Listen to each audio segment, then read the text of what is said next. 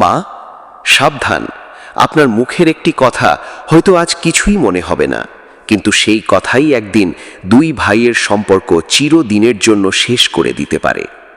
একটা কথা মনে রাখবেন, একজন মা চাইলে তার সন্তানদের সারা জীবন একসঙ্গে রাখতে পারেন, আবার একজন মাই না বুঝে এমন কিছু করতে পারেন যার কারণে আপন সন্তানেরাই একদিন একে অপরের শত্রু হয়ে যায়।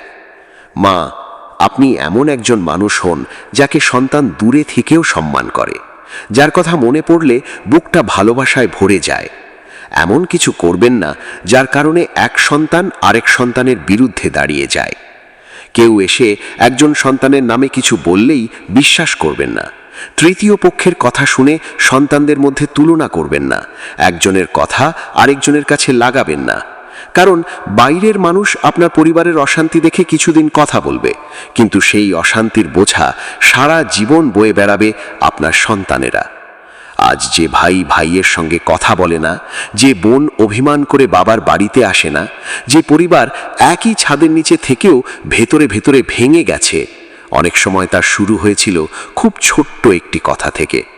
মনে রাখবেন, সন্তানদের মধ্যে কে বেশি সফল, কে বেশি টাকা দেয়, কে বেশি কাছে থাকে, এসব দিয়ে ভালোবাসার হিসেব করবেন না।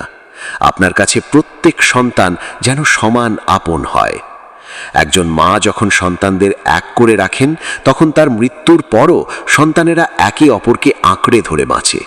আর একজন মা যদি অজান্তে সন্তানদের মধ্যে বিভেদ তৈরি করে যান, তাহলে তিনি চলে যাওয়ার পরও সেই বিভেদের ক্ষত থেকে যায়। তাই মা, এমন কিছু রেখে যাবেন না যার কারণে আপনার সন্তানেরা একদিন আফসোস করে বলবে, আমাদের মা আমাদের এক করে রাখতে পারতেন, কিন্তু তিনিই আমাদের আলাদা করে দিয়ে গেলেন। মা হওয়া শুধু সন্তান জন্ম দেওয়া নয়, মা হওয়া মানে সন্তানদের হৃদয়ে একে অপরের জন্য ভালোবাসা বাঁচিয়ে রাখা।